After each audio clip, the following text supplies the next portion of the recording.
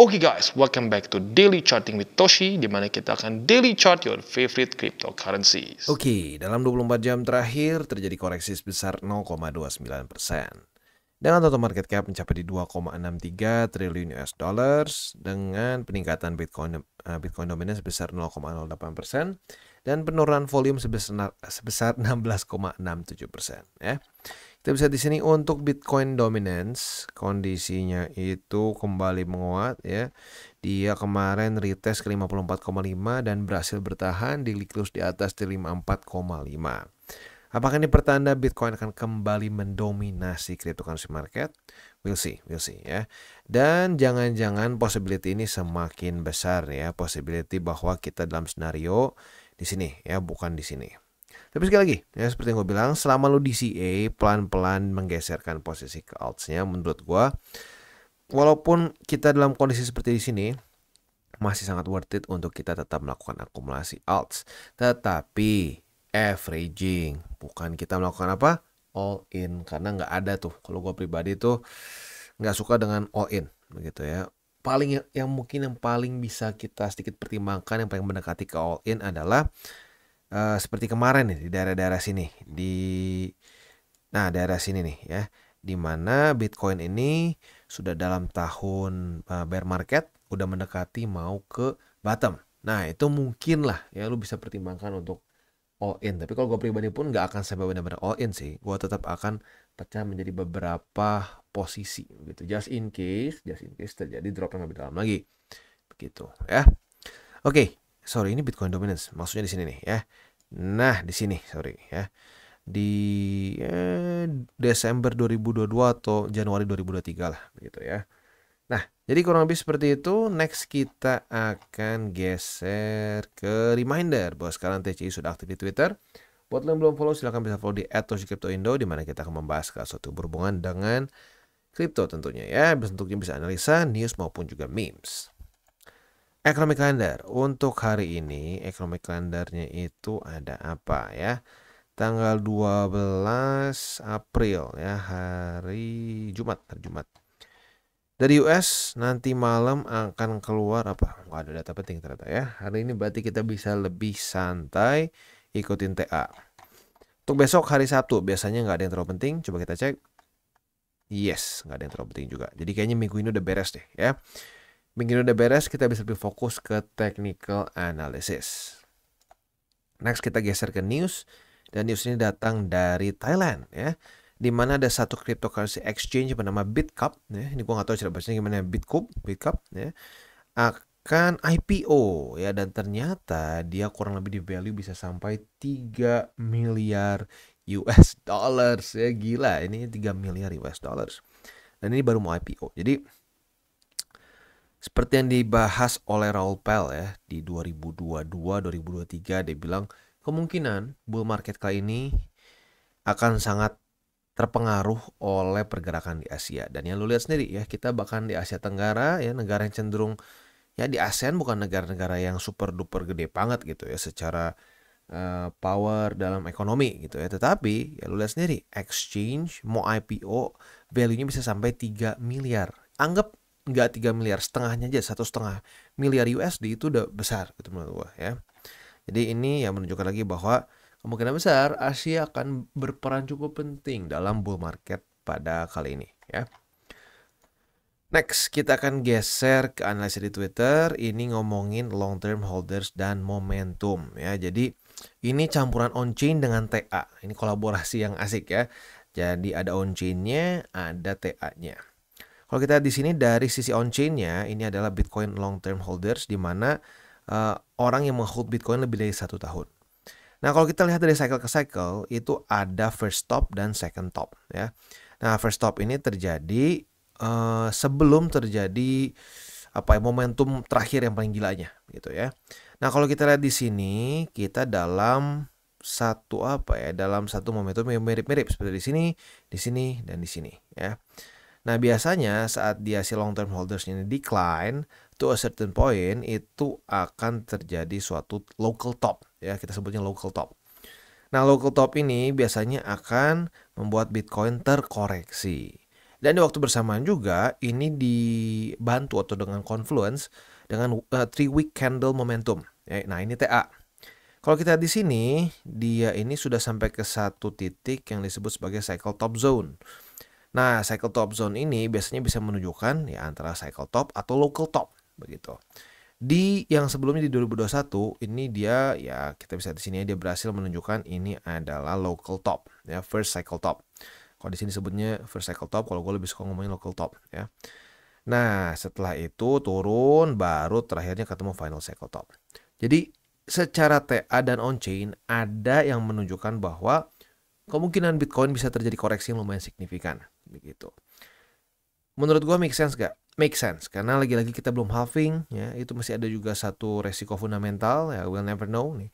Karena Bitcoin udah duluan ngepump sebelum halving. Ini pertama kali sepanjang sejarah dia all time high duluan sebelum halving. Ya. Nah, kalau sampai ini koreksi menurut gue make sense dan lebih sehat juga sih kalau menurut gue pribadi ya. Tapi lagi-lagi ini bukan ngedukun, ini lebih kayak kalau ke preference ya gue mendingan Bitcoin koreksi dulu jadi lebih sehat pergerakan ke atasnya gitu ya Kak. Mirip-mirip kayak di sini permasalahannya ya. Dia naiknya terlalu cepat jadi kurang sehat. Ujung-ujungnya berapa bulan nih? Drop dulu ke sini, banyak yang panik kan. Ya sebenarnya paling bagus sih kayak di sini gitu ya, nggak terlalu bikin panik gitu ya. Gue pribadi masuk di 2016.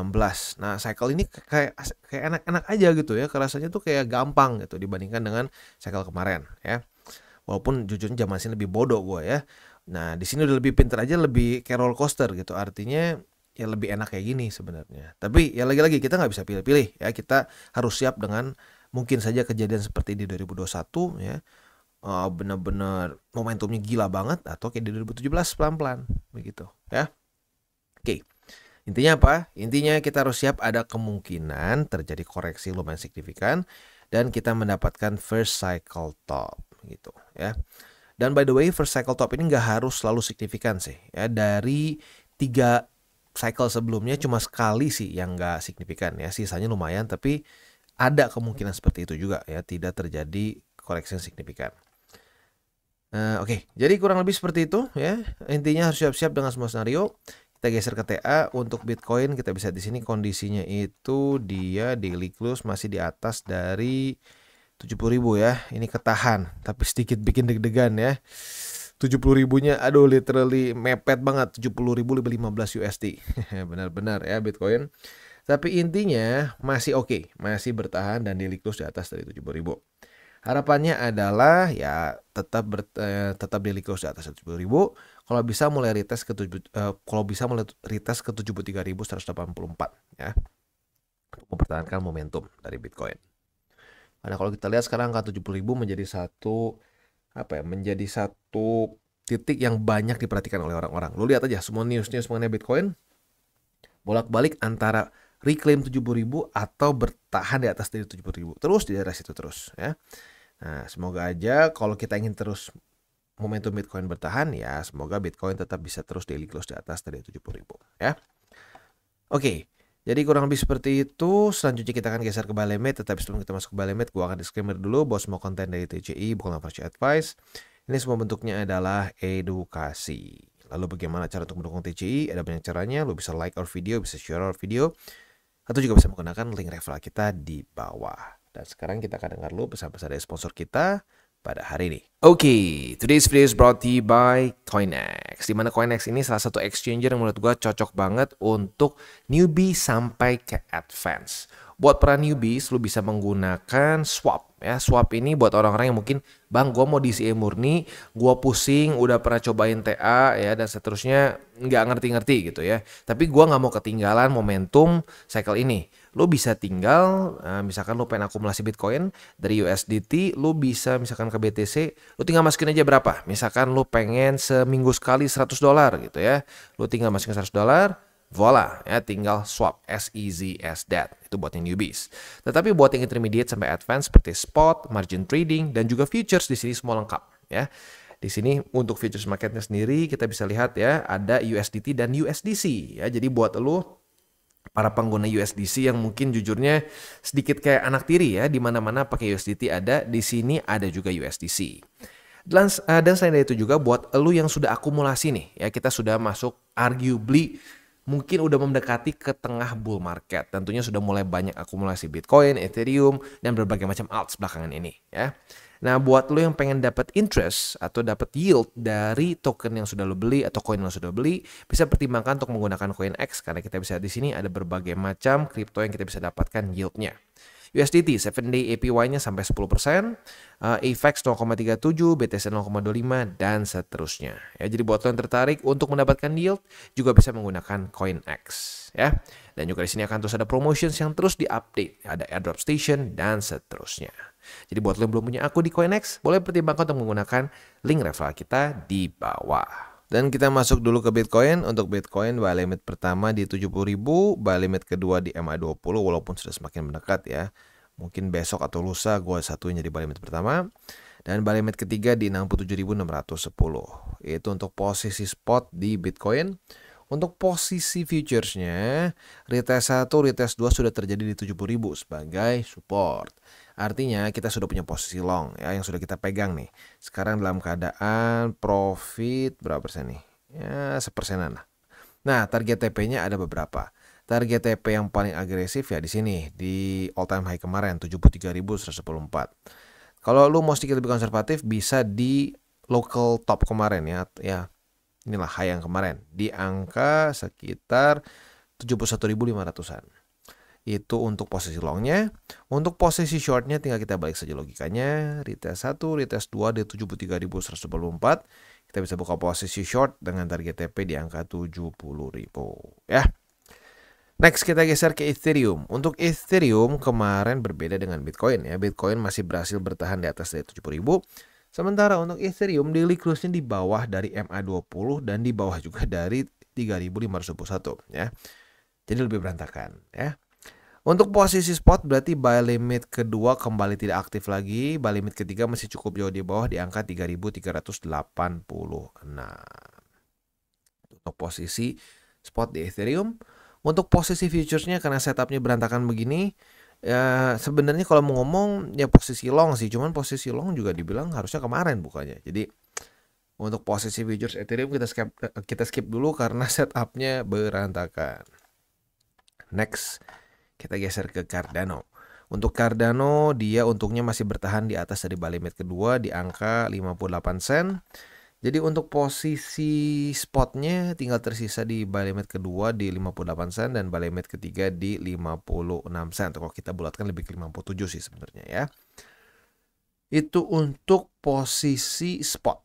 Untuk posisi futuresnya retest 1, retest 2 sudah terjadi di 58 sen sebagai support. Artinya kita sudah dapat posisi long di sini dan target TP dari posisi long kita adalah di angka 59 sen. Yaitu sekali lagi adalah untuk target TP posisi long. Untuk posisi shortnya tinggal kita balik saja logikanya. Retest 1, retest 2 di 59 sen sebagai resisten. Kita bisa buka posisi short dengan target TP di 58 sen ya. Next kita geser ke BNB. Untuk BNB kita bisa lihat di sini ya, langsung ke futures dulu aja. Setupnya udah bikin gatel ngelihatnya soalnya ya. Retest 1, retest 2 sudah terjadi di 613,7. Hari ini bahkan retest ketiga. Artinya kita sudah punya posisi short ya. Nah, posisi short kita ini target TP-nya jelas yaitu di MA20 di angka 596,6. Itu untuk posisi short. Untuk posisi longnya tinggal kita balik saja logikanya. Retest 1, retest 2 di MA20 sebagai support. Kita bisa buka posisi long dengan target TP di 613,7. Posisi spot masih sama, buy limit pertama di MA20, buy limit kedua di MA50 ya atau di 522,4 dan buy limit ketiga masih super jauh di bawah di angka 401,4. Itu untuk posisi spot di BNB. Next kita geser ke Solana. Untuk Solana kita bahas dulu posisi futures ya. Posisi long kita kemarin retest 1, retest 2 masih ya dibilang ke target TP paling konservatif sih kena ya. Kalau ke target TP paling konservatif itu berarti kita sudah mengantongi profit ya 2%-an lah ya, 2,8 lah lebih tepatnya ya. Itu untuk posisi long, tapi buat yang agresif masih jauh di atas di angka 181,33 ya. Itu untuk posisi longnya. Posisi shortnya tinggal kita balik saja logikanya. Retest 1, retest 2 di 181,33. Kita bisa buka posisi short dengan target TP di 169,63. Itu kurang lebih setup untuk di Solana overall ya lebih bearish dibandingkan dengan misalkan kita bandingkan dengan BNB begitu. Tapi masih oke lah, masih oke. Dan possibility untuk double top juga masih ada di sini. Kalau sampai dia jebol menjadikan 169,63 sebagai resisten, nah itu artinya double top ya, confirmed. Untuk posisi spotnya ini buy limit 1 2 tinggal 3 ya, buy limit ketiga di 169,63. Tinggal itu yang tersisa untuk posisi spot di Solana ya. Jadi kurang lebih seperti itu setupnya untuk hari ini. Overall seperti yang gue sudah bahas kemarin-kemarin ya. Masih oke, terutama karena Bitcoinnya kembali di atas 70.000. Tetapi seperti yang gue bilang, kalau gue pribadi kalau ditanya lu, bang mendingan gimana? Kalau gue sih lebih prefer Bitcoin koreksi dulu gitu. Karena lagi-lagi ini ya pertama kalinya Bitcoin itu menembus all time high sebelum halving. Nah, kalau secara dari cycle ke cycle sebelum-sebelumnya itu menunjukkan bahwa Bitcoin itu sekarang terlalu cepat gitu ya. Kayak nggak on schedule gitu. Nah, kalau sampai keterusan, jangan-jangan nanti prematur all time high-nya. Bukan all time high, tapi cycle top-nya prematur, jadi nggak maksimum. Jadi kalau menurut gua kuncinya untuk bisa Bitcoin misalkan sampai ke angka-angka yang lebih besar gitu, kayak 200.000, 250, bahkan yang ekstrimnya sampai 500.000 itu butuh waktu lebih panjang. Gitu. Jadi kalau menurut gua minimal konsolidasi deh. Minimal konsolidasi, koreksi tipis-tipis lah gitu ya, mungkin ke angka berapa 60 ribuan gitu ya. Nah stay di situ berapa lama sampai orang-orang pada bosan gitu ya, udah pada bosan, pada turis-turisnya pada hilang, nah baru lanjut lagi naik ke atas, biasanya kayak gitu ya, atau ngabisin dulu posisi yang over leverage. Jadi kurang lebih seperti itu untuk DCWT kita pada hari ini. Seperti biasa gue ingatkan 3 golden rules. Jangan pakai uang panas, jangan over leverage, dan berpikirlah jangka panjang. Oke guys, jadi itu adalah akhir dari segmen DCWT kita pada hari ini. Dan jangan lupa bagi kalian yang merasakan manfaat dari segmen ini, jangan lupa untuk share ke teman-teman kalian. Dan apabila lu pengen mensupport channel kita, ya TCI, jangan lupa untuk menggunakan link referral kita di bawah. Nggak wajib ya, tetapi apabila lu menggunakan link referral kita di bawah, ada macam-macam ya, dari Bybit, Huobi, Maxi, toko kripto, dan banyak lagi ya. Ya, walaupun nggak wajib, tapi kalau menggunakan link referral kita, lu secara langsung membantu perkembangan dari TCI. Dan satu lagi, jangan lupa juga untuk join Telegram group kita, di mana kita bisa ngobrol-ngobrol santai mengenai dunia cryptocurrency secara dua arah. So, jangan lupa untuk like, subscribe, click the bell icon, and see you on the next video.